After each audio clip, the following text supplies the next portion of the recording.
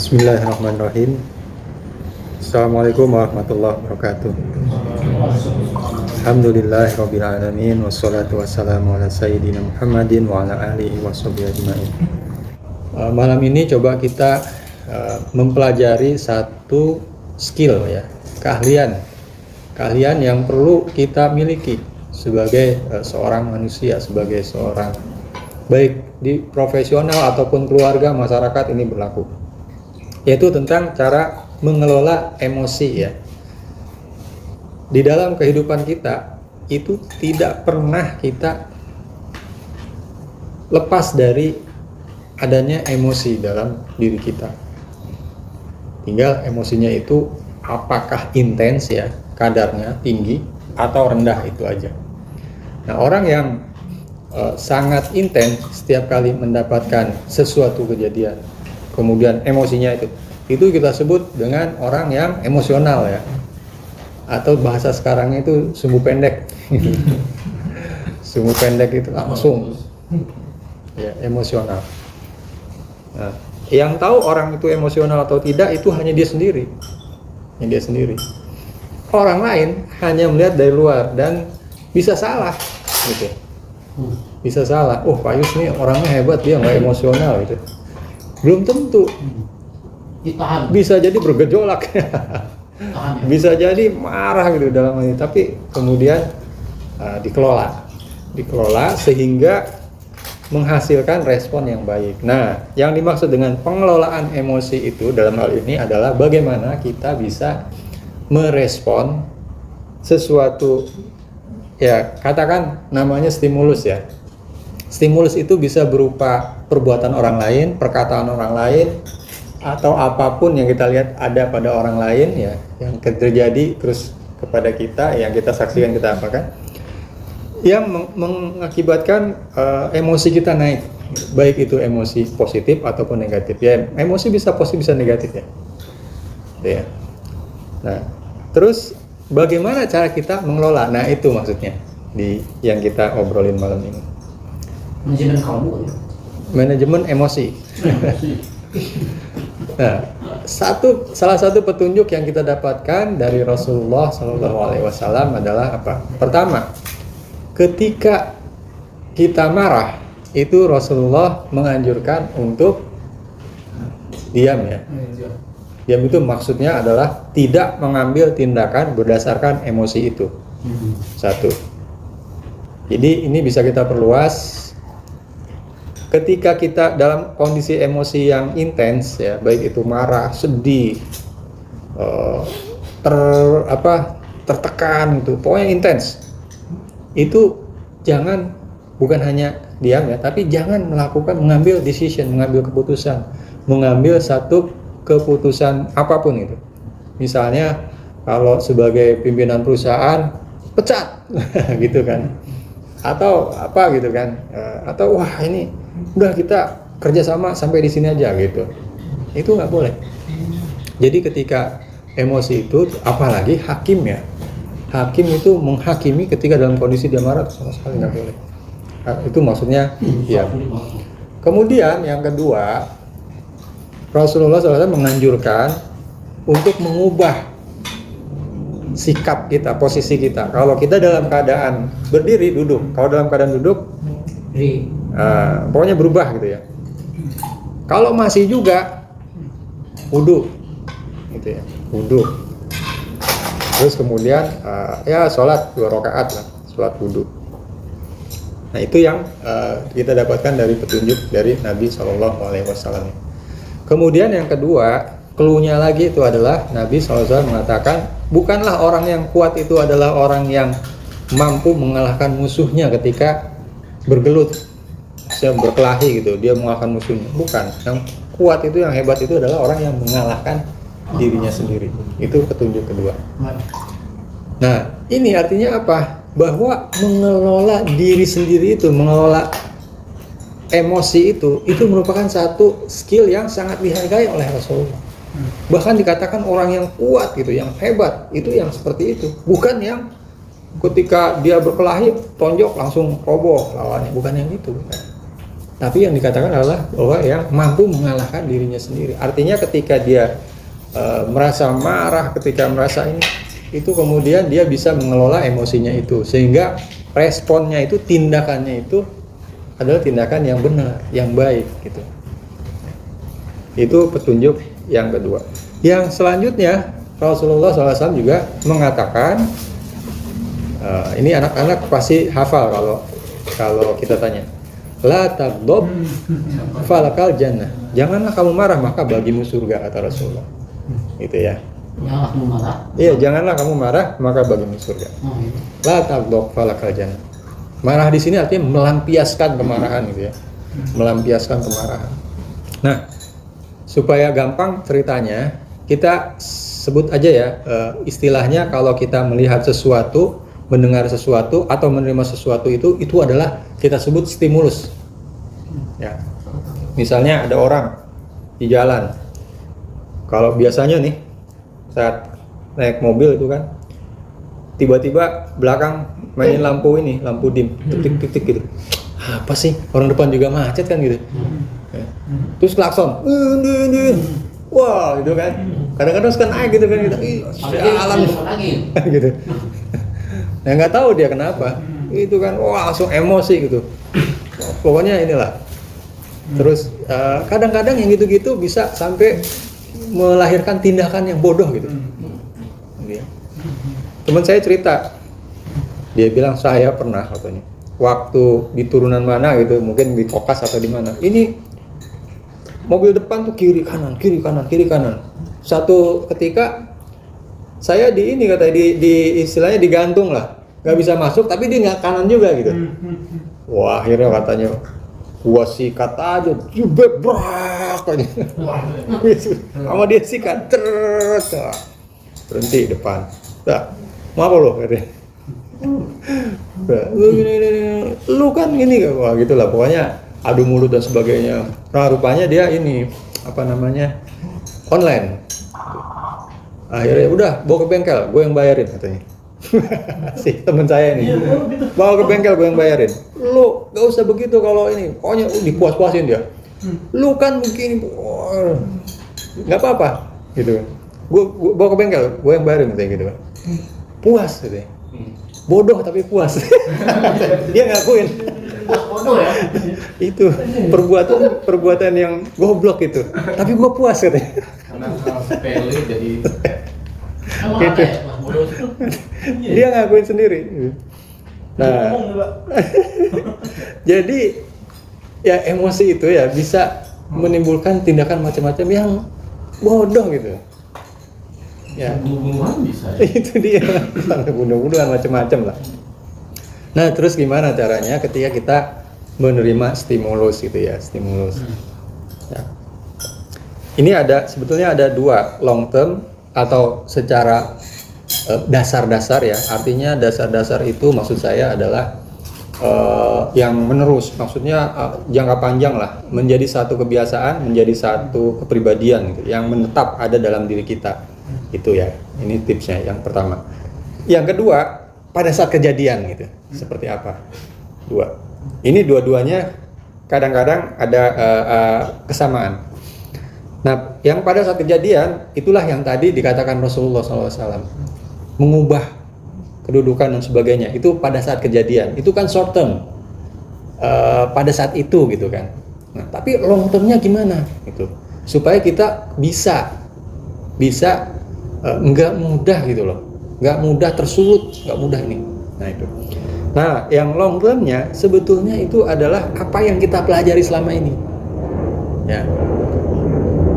Apa yang kita pelajari selama ini? Dasar-dasar dari keimanan kita. Ya. Bahwa kita meyakini Allah Subhanahu wa taala adalah pencipta, pemelihara alam semesta, yang menentukan baik buruknya nasib kita, yang menentukan banyak sedikitnya rezeki kita, yang menentukan semua Allah Subhanahu wa taala yang menentukan semua. Dan hidup kita ini adalah untuk mencari keridhaan Allah. Gak ada yang lain, bukan keridhaan manusia, keridhaan siapa-siapa.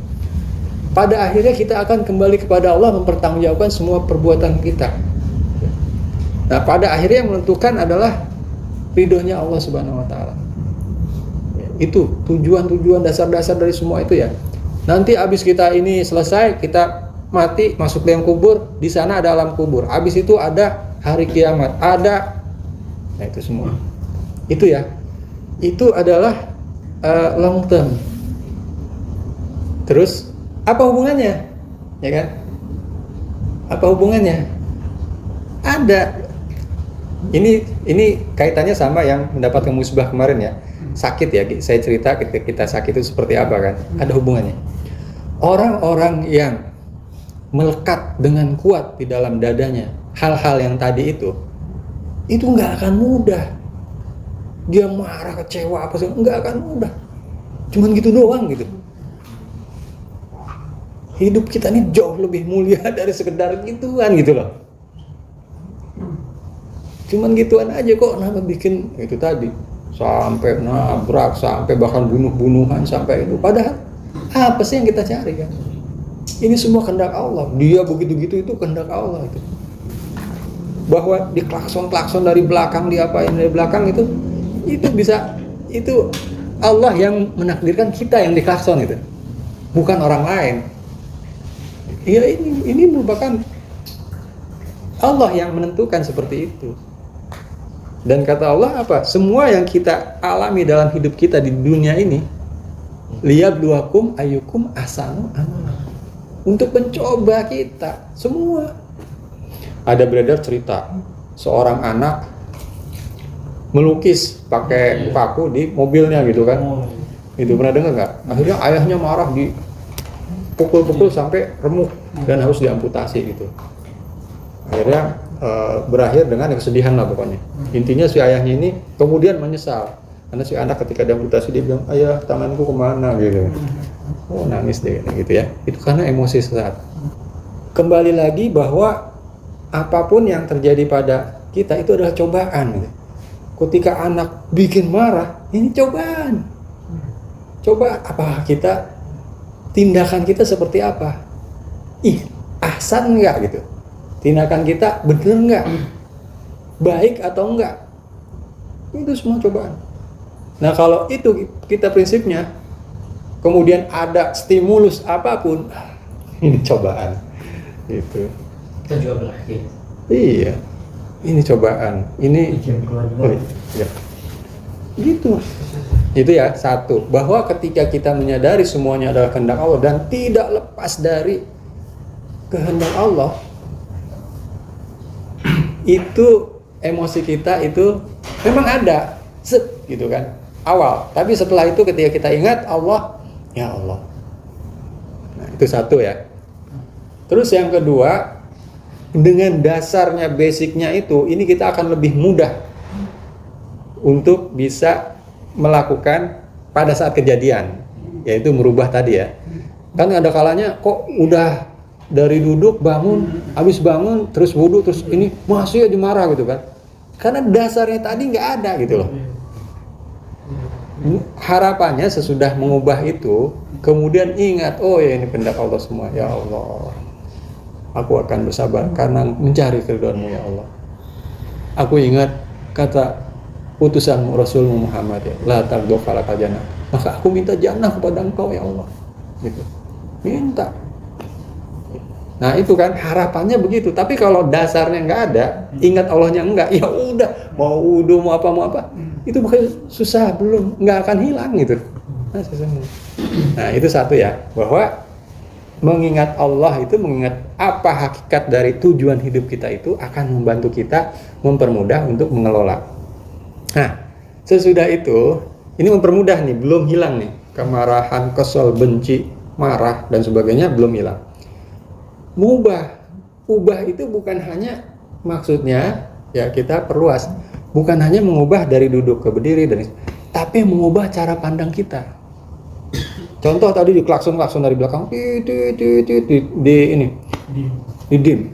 Wah kan kita ubah. Wih, orang ini buru-buru, jangan-jangan dia lagi bawa yang sakit, mau ke rumah sakit. Jangan-jangan dia dihubungi sama istrinya di rumah, ada apa-apa di rumah, dia buru-buru pulang. Jangan-jangan dia kan kita berubah tuh. Dari tadinya duduk menjadi berdiri. Dari tadinya persepsi kita kurang ajar, ini menjadi iba, menjadi kasihan. Dari tadinya persepsi kita ada kemarahan, terus kemudian dari kita ingat Allah, ini cobaan, kemudian kita ubah persepsi kita, berubah. Gitu. Anak yang tadi misalnya nyoret, waduh, bandel banget, marah kita kan. Tadi kita sadari bahwa ini adalah cobaan dari Allah Subhanahu Wa Taala, sedikit ya. Kemudian kita ubah persepsinya. Ini anak, dia nggak tahu siapa, apakah kita pernah ngasih tahu atau dia tahu bahwa cat mobil itu mahal gitu loh. Kan enggak. Yang namanya anak, dia lagi senang-senangnya gambar, jangankan di mobil, di dinding, di mana-mana itu semuanya juga dicoret-coret sama dia, dan dia nggak tahu. Kalau dia dimarahin, dia bingung dia, kenapa aku kan gambar. Dalam ini kok marah ya, aneh kan? Dia bilang bapaknya aneh, bapaknya bilang anaknya aneh. Jadi, nah dalam kondisi kayak begitu, dia nggak tahu apa-apa gitu, kemudian kita marahin, kok tega gitu loh. Kasih tahu, bukan dimarahin, tapi dikasih tahu. Waduh, sini ayah kasih tahu ya. Ini kalau dicoret-coret begini, kan kita perlu perbaiki, perlu dihapus. Kalau adik tulisnya di papan tulis, dihapusnya gampang. Kalau di sini susah, jadi kita harus ke bengkel, kita harus begini itu. Ada tukang. Iya, bila perlu diajak dia ke tukang, ke ini bengkel sana nih, harus ditaruh dulu. Mobilnya nggak bisa dipakai dulu berapa hari. Nah, dia nggak bisa naik mobil, kan? Sampai dia ngerti. Oh iya ya, nah kalau gambar di sini gitu, dikasih papan tulis, dikasih spidol ininya, dikasih penghapus, udah ngerti. Oh iya. Pada umumnya anak-anak akan ngerti. Ya, jarang-jarang yang sengaja-sengaja, wah mau dia jarang-jarang. Tapi orang tua yang kayak gitu kayak 1.000.000 kan. Nah, Karena itu ya. Dia bilang jangan marah bagi surga, memang itu susah kayak gitu. Iya susah. Harusnya begitu. Jadi kita kasih tahu gitu. Apapun itu di tembok gitu. Di tembok. Seperti itu ya. Semua macam-macam. Istri juga begitu. Pada istri. Ya pada banyak semua orang lah gitu ya. Ada yang itu stimulus itu dari setiap orang, dari semua orang. Nah, sensitifan seseorang di dalam menerima stimulus itu beda-beda. Ada yang sensitif banget, ada yang double. Gitu. Di sini siapa yang kalau dengar bunyi pintu, langsung emosinya terlonjak? Ada nggak?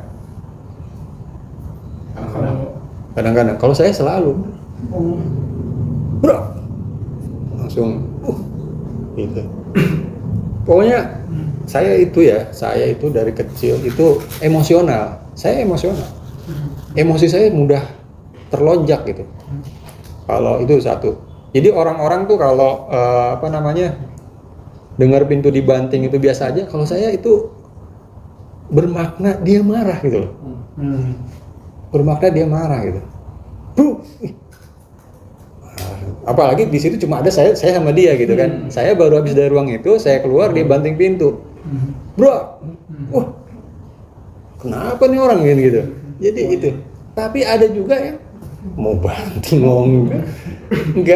nggak sensi gitu. Dablek itu yang saya bilang, dablek. Nah jadi ketika seseorang menerima stimulus, nggak semuanya antara satu sama dua orang itu beda-beda. Nggak semuanya menerima hal yang sama. Ada yang terang-terangan dibilang goblok lu, gitu. Santai aja. Maksudnya bukan responnya ya, tapi yang terlonjak di hatinya itu, rasa marahnya awal-awalnya itu. Kalau diamnya mungkin ini si A, si B sama-sama diam, sama-sama cool.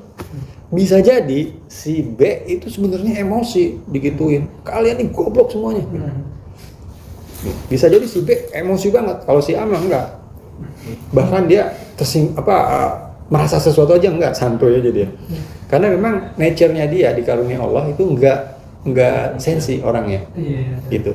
Sebaliknya si B ini ada gebrak dikit, gitu. Wah, gitu. Pokoknya inilah sensitif banget gitu kan. Itu sumbu pendek tadi. Tapi karena dua-duanya yang satu juga yang si B udah belajar, udah tahu bagaimana mengelola, responnya kita lihat sama nih. Dua-duanya cool gitu. gitu ya. Jadi beda. Yang emosional belum yang sama-sama cool, yang sama-sama bisa menahan diri, sama-sama bersikap baik, belum tentu sebetulnya di dalam hatinya emosinya itu sama, enggak. Jadi kadang-kadang kita bisa tertipu di situ, ya. Tapi memang ada orang yang double itu tadi. Bahkan ada orang marah aja sama dia santai aja, nggak ikut merasakan sesuatu. Tapi terlepas dari perbedaan sensitivitas itu, semuanya sebetulnya harus bisa mengelola dengan baik supaya nanti merespon emosi itu dengan baik. Nah, tadi dua hal. Yang pertama, kita mengingat tujuan jangka panjang hidup kita itu apa. Yang pertama. Yang kedua, mengubah cara berpikir, pola pandang, perspektif, kemungkinan ya. Kita memahami bagaimana orang itu, kenapa dia berbuat seperti itu, kita coba pahami dan kita larikan ke arah yang positif. Ya, jangan yang negatif. Oh, ini orang belagu banget sih, kayak jalan punya dia aja kan gitu. Ada kompor-kompor ini. Taunya begitu benar-benar berhenti gitu melihat sakit Pak, lagi sakit kan gitu. Wah, kita nyesel kan. Aduh, maaf kan gitu. Nah, terus kalau emang ternyata dia sok gimana? Ya jauhin aja, pikirannya jauhin. Jangan kita piara gitu loh. Kan kita mau enak. Atau maksudnya positive thinking gitu kan? Itu istilahnya Pak Yus, boleh lah positive thinking. Boleh lah positive. Gitu, Berbaik sangka, positive thinking. Kalau saya sih mengubah perspektif kita menjadi sesuatu yang menguntungkan buat kita, membahagiakan buat kita gitu loh. Kalau mau dinamakan positive thinking ya nggak apa-apa juga, silakan. Berbaik sangka nggak apa-apa juga. Tapi mengubah, kan kita ingin bahagia. Ada satu kejadian, kalau kita menganggap sama-sama nggak tahu apa yang sebenarnya terjadi nih. Kalau kita mau menganggap ini merupakan satu intimidasi buat kita akan susah. Kita merasa kesel, merasa susah. Tapi kalau kita menganggap bahwa ini, dia lagi dalam keadaan darurat, kita akan lega kan? Bahkan kita terlepas dari emosi itu. Mana yang kita pilih? Kita sama-sama nggak tahu. Kita mau pilih susah, kita juga nggak tahu benar apa enggak. Kita mau pilih lega, kita juga nggak tahu benar apa enggak. Mana yang kita pilih? Ngapain kita milih susah gitu loh? Tapi kebanyakan kita milih susah gitu. Kenapa ya? Emosi. Saya juga nggak ngerti. Nah, itu mungkin godaan setan, bisikan setan yang bisik-bisikin gitu ya. Di motor kan gitu kan? Lagi enak kan? Iya. Ini orang Knalpot, padahal dia biasa aja gitu. Dia biasa aja. Pas dikejar, dia biasa aja kan? Ya orang tadi kok belagu banget, kalau dikejar dia diam aja gitu. Iya. Jadi padahal bukan maksudnya dia gitu, memang motornya begitu kan gitu. Nah itu, jadi itu ya, kita pilih hal-hal perspektif, persepsi, dugaan apa segala macam tuh, pilih yang enak lah gitu, jangan pilih yang susah. Pilih yang membuat kita bahagia gitu, jangan pilih yang membuat kita menderita, itu membuat kita dendam, membuat kita susah, kepikiran terus. Rugi kan? Sementara orang itu sebenarnya nggak apa-apa dan nggak ada efeknya juga. Kita mau menderita, kita mau bahagia, kita mau apa? Dia nggak ada efeknya juga, nggak ada. Nggak ngefek. Iya, kecuali tadi tabrakin tadi efek itu. Kalau itu. Tapi ujung-ujungnya dia juga kan. Kita juga yang susah kan gitu. Itu ya. Nah, sekarang kita coba lebih detail ya. Mengenai bagaimana emosi itu terjadi.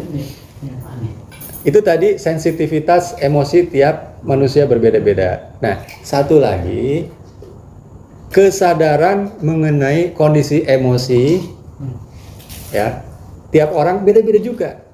Enggak semua orang tahu kalau dia sedang marah. Enggak semua orang tahu kalau dia sedang sedih. Enggak semua orang tahu kalau dia itu sedang stres, sedang depresi, sedang merasa tertekan, sedang merasa khawatir. Nggak semua tahu. Nggak semua. Ketika marah nih, ketika bad mood atau ketika itu jarang yang menyadari. Kebanyakan merasa ya jalanin aja gitu. Sebenarnya kan? Iya.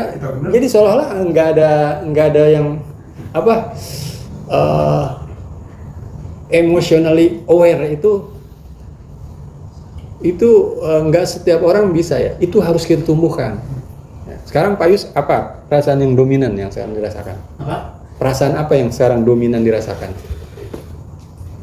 Nah, sekarang tuh kayaknya kalau di kota enak, tenang tuh ya. Oh lagi enak ya. Padahal kita Senang. di rumah itu sibuk ada aja tuh. Iya. Ya anak kayak kerja nih saudara. Kalau Arga sekarang apa perasaan yang dominan nggak? Yang dirasakan? Saya senang. Oh senang. Bisa kumpul ya. Alhamdulillah. Kalau Pak Beri apa? Perasaan yang dominan yang sekarang? Cemas. Nah itu. Nah kalau saya sendiri sekarang rasa itu ada rasa nggak enak, ganjel gitu. Ya sedikit depresi juga, sedikit ini juga, tapi ada yang nggak enak. Nah ini ada penyebabnya. Setiap itu ada penyebabnya. Ya.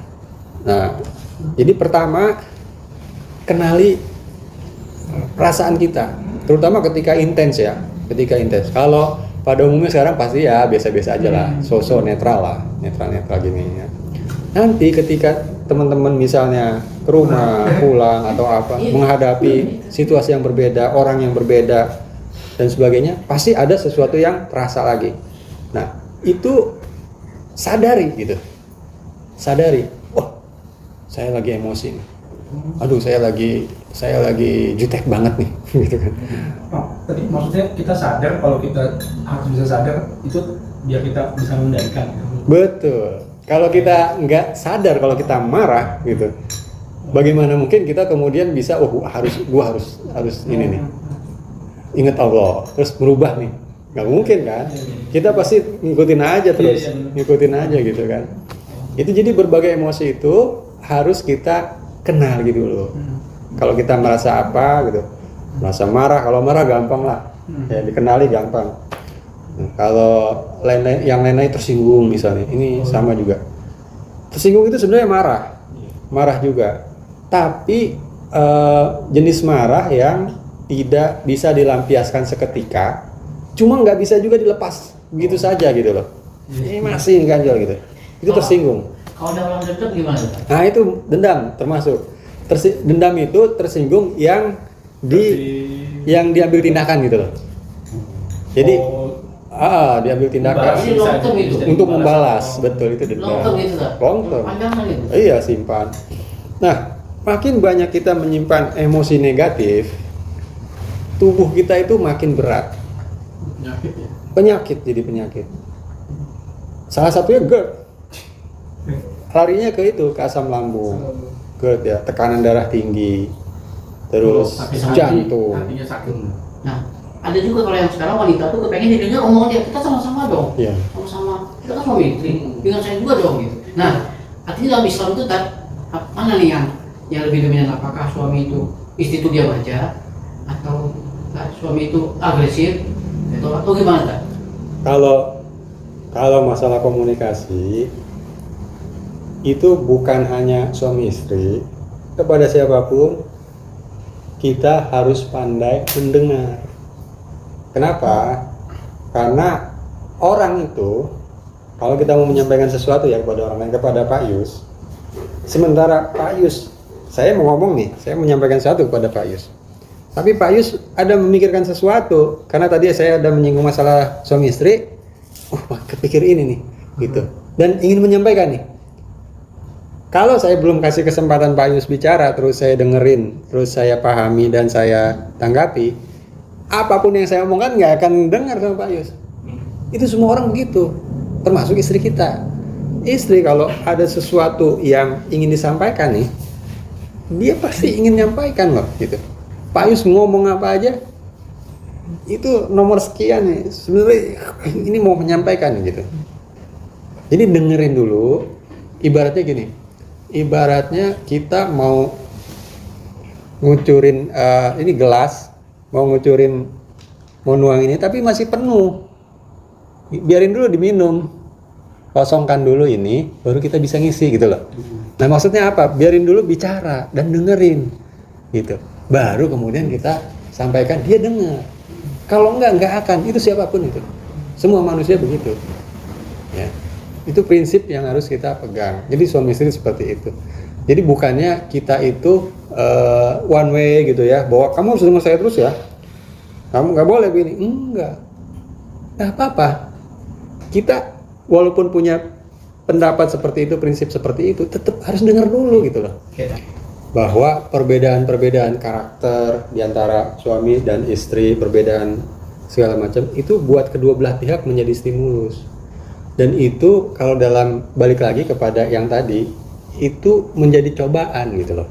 Istri jadi cobaan buat suami jadi cobaan buat istri, dan bagaimana kemudian itu menjadi satu sinergi yang membawa kepada sakinah mawaddah warahmah gitu ya. Jadi stimulus itu cobaan gitu. Punya istri kayak begini gitu ya, ini semua Allah yang menghendaki gitu. Kita harus bersikap, tapi karena perbedaannya terlalu menyolok 180 derajat saya bilang tadi, tidak mudah. Jadi jadilah tiap hari ada aja sesuatu yang membuat emosi tersulut. Ya mungkin nggak terlalu marah, tapi kesel gitu. Aduh, pokoknya gitu kan. Nah ini kemudian ya itu harus kita kelola. Nggak bisa kita biarkan seperti itu terus. Harus kita kelola, kan nggak enak setiap ini kan. Setiap hari terus kemudian, apalagi nggak bisa dikelola. Waduh, nggak enak banget tuh.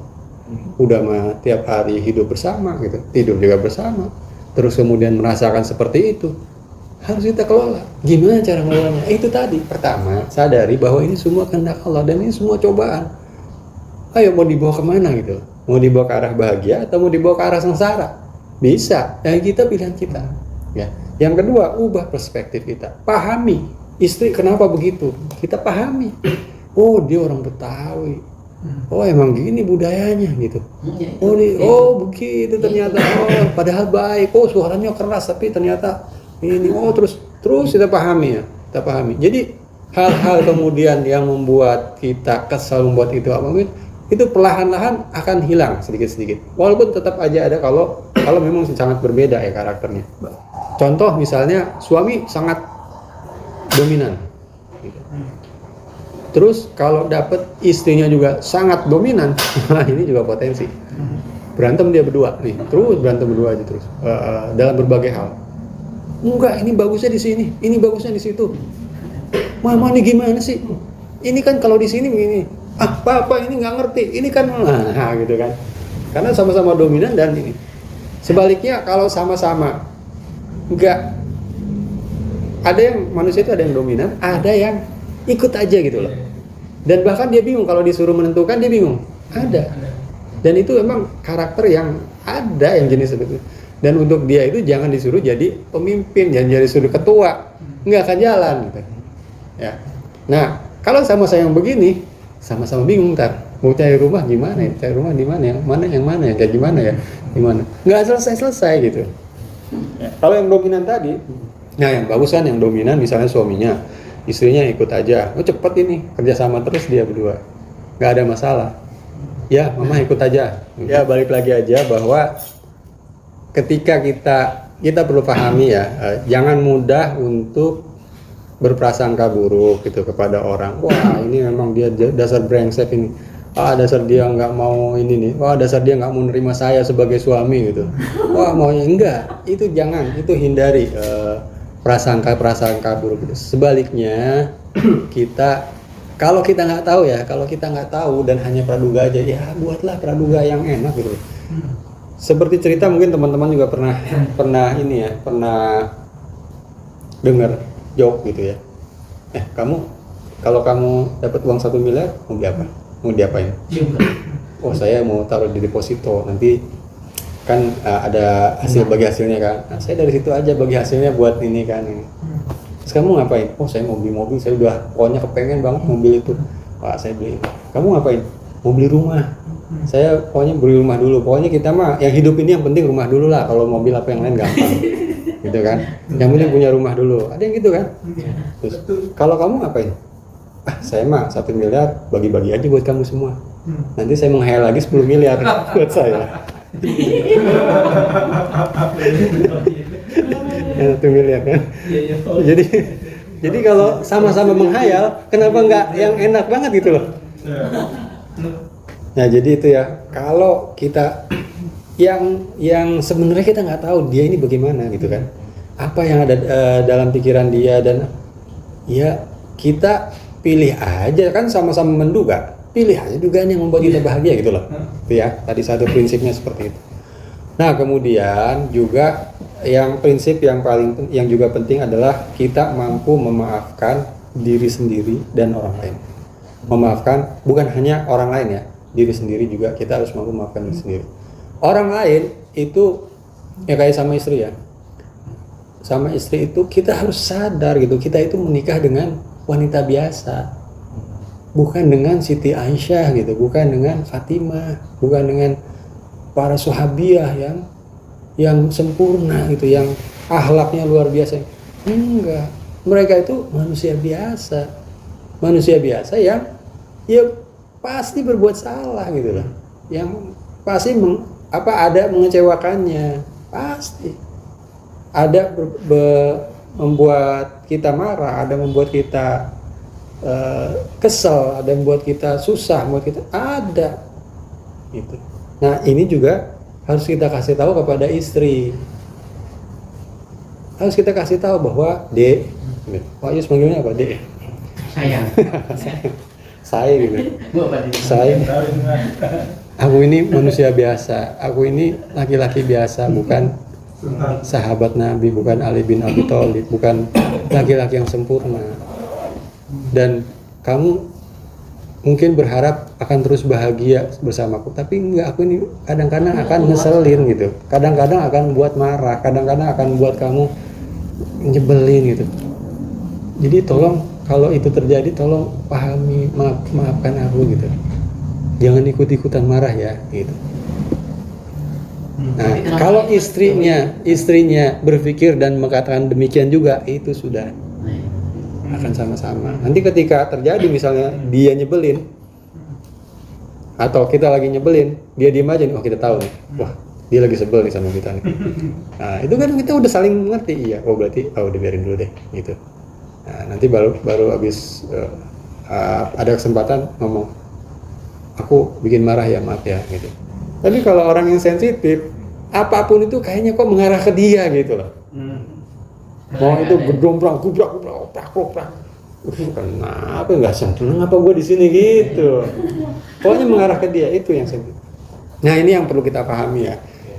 Nah teman-teman mulai sekarang itu pahami diri sendiri dulu. Saya ini kayak gimana gitu. Kalau udah memahami diri sendiri, pahami istri seperti apa karakternya, dan minta dia pahami dirinya sendiri gimana. Baru kemudian saling memahami dua belah pihak.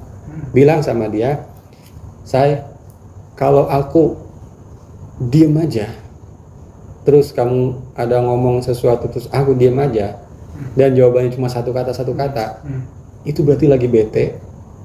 Sebaiknya stop ngomong gitu. Ngomong terbuka aja. Sebaiknya berhenti ngomong. Nanti kalau aku sudah normalan dikit, mulai bicara sama kamu, baru mulai lagi ya. Soalnya apa? Semakin ngomong nggak akan hilang-hilang, semakin kesel dan makin emosi gitu, padahal dia nggak tahu apa-apa gitu kan. Ini padahal dia nggak tahu apa-apa. Ini masalahnya mungkin sama siapa di kantor apa di mana kan gitu. Tapi karena berhubung lagi seperti itu, kayaknya kok ngelihat nyebelin aja gitu. Nah, ini saling terbuka aja gitu. Dan bukan hanya kita, dia juga begitu. Kalau kita udah bisa menyimpulkan atau mempelajari sendiri dan ngambil kesimpulan, syukur alhamdulillah. Kalau enggak, kalau kita masih nggak bisa menduga, nanya sama dia. Kalau kamu gimana? Apa ciri-cirinya kamu tuh lagi bete, lagi nggak mau diganggu, lagi pengen aku tuh nggak dekat-dekat, aku nggak ngomong apa gitu. Gimana sih cirinya? Nah, udah kalau udah begitu enak. Udah saling terbuka. Oh, aku tuh begini. Oh ya udah deh. Nah begitu ada ciri itu, udah.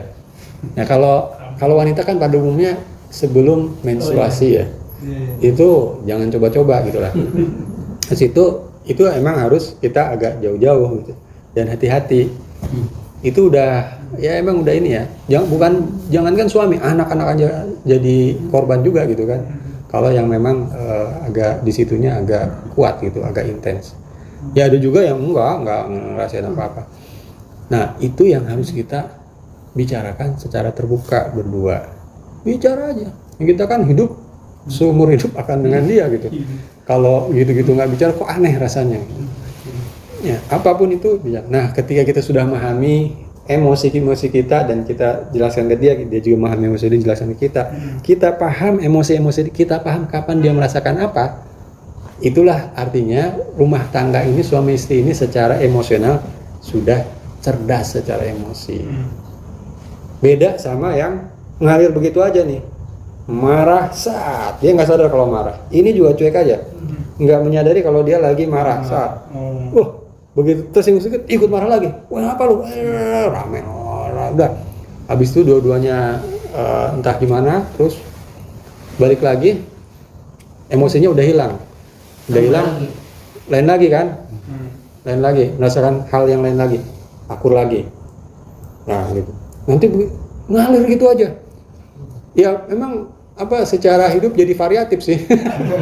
Jadi lebih berwarna gitu. Naik turun kayak roller coaster kan. Kadang ini kadang itu.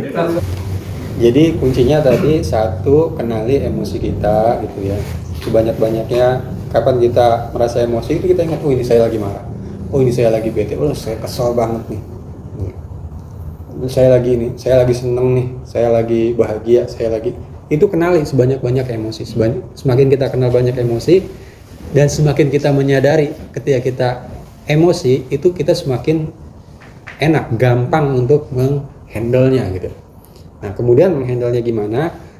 Perbaiki keimanan kita. Karena orang-orang yang fokusnya kepada Allah itu coba bayangin, Nabi itu dikasih kotoran onta, dihina-hina, dibilang gila, itu nggak marah gitu.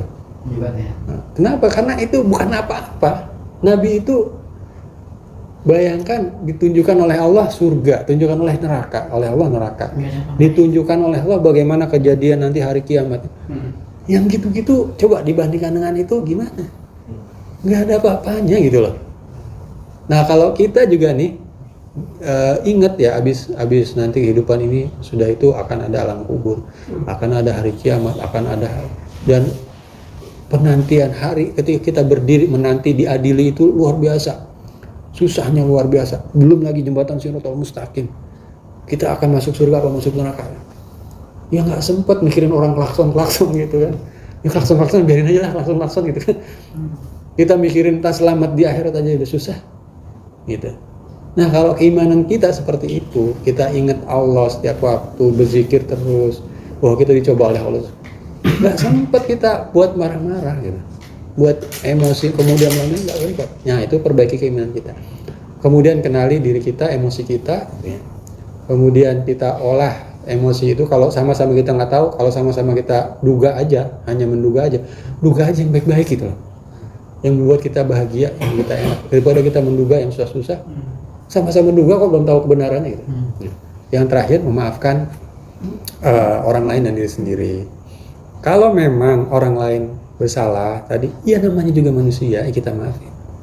Ya Allah, saya juga mungkin banyak salah sama dia, cuma saya aja nggak sadar kali, gitu. Dia sekarang mungkin dia nggak sadar menyakitin saya. Ya Allah, aku maafkan. Sebagai gantinya aku minta Engkau mengampuni segala dosaku ya Allah, dosa-dosa. Dan itu aja selesai. Gitu. Kita juga kayak sama istri. Misalnya istri jelas-jelas salah gitu kan sama kita. Terus dalam prosesnya ya tentunya kita akan ngasih feedback ya. Harusnya intinya feedbacknya, kamu salah loh, harusnya kamu nggak begini. Tapi dengan cara yang ini ya, nggak ngomong gitu ya. Itu babnya beda lagi. Tapi tengah-tengah itu juga kita memaafkan dia. Dan yang tidak kalah penting juga, memaafkan diri sendiri itu perlu keahlian juga. Kok bisa sih memaafkan diri sendiri? Iya. Orang itu kadang apalagi yang perfeksionis ya, itu susah maafin diri sendiri. Maafkan diri sendiri itu maksudnya gimana kira-kira? Contoh gini, ibu saya itu ketika meninggalnya bapak berbulan-bulan itu risak, nangis, tiba-tiba nangis, itu sampai beberapa bulan. Saya tanya, saya inilah ajak ngomong dialog, akhirnya ujungnya terungkap bahwa ibu tuh merasa menyesal karena merasa pada saat bapak hidup itu dia belum tuntas berbakti gitu loh, belum menjadi istri yang belum maksimal. Belum maksimal. dia begini menyesali semua itu yang kehidupannya gitu, yang sikap-sikapnya apa segala macam itu disesali. Nah inilah di sini yang namanya memaafkan diri sendiri di sini. Ya kita mau nggak mau harus memaafkan, kita juga manusia gitu. Ya Allah, aku telah bersalah, ya Allah, aku minta ampun kepadamu. Dan kita maafkan diri sendiri. Ya aku udah salah nih, aku maafkan diri sendiri nih, tapi nggak akan mengulangi lagi gitu, dan aku akan perbaiki gitu. Disitulah hati kita menjadi enak. Pernah nggak Pak Yus merasa menyesal karena telah salah berbuat atau salah bertindak atau salah, terus kemudian penyesalan itu terus menerus ada gitu? Iya. Ada kan? Nah itu artinya belum bisa memaafkan diri sendiri kalau itu. Minta ampun itu ya. Diri sendiri kita maafkan. Aduh, engkau sudah bersalah. Minta ampun kepada Allah. Ya. Dan kita tapi janji nggak akan mengulangi lagi. Itu memaafkan diri sendiri. Itu juga bisa menyiksa. Sama dengan orang lain. Kita nggak maafin orang lain, kita simpan, itu menyiksa kita juga. Tapi memaafkan diri sendiri kalau kita nggak bisa juga kita simpan terus, sama menyiksa juga. Itu yang namanya penyesalan. Gitu. Penyesalan terjadinya belakangan. Itu. Kalau depanan pendaftaran. Itu ya. Ya mungkin itu aja. Ini udah jam 10 kurang 3 menit ya. Kalau mudah-mudahan bisa ketangkep ya semuanya, walaupun agak banyak dan dalam waktu yang singkat. Ya nanti kita ulang-ulang lah biar lebih. Tapi yang penting prakteknya nanti ya. Iya. Ya, berapa poin tadi nanti diingat-ingat. Ya. Pokoknya dianggap happy aja. Ya, bagaimana supaya Ya, bahagia itu. gitu. Kuncinya. Tapi itu sudah terjadi setiap hari sih. Iya. Ada ya rasanya. Ya, orang tidak. Baik, kita tutup dengan doa kafaratul majlis. Subhanallah wa bihamdika asyhadu an la ilaha illa anta astaghfiruka wa atubu ilaik. Dan alhamdulillahirabbil alamin. Wa assalamualaikum warahmatullahi wabarakatuh. Ya.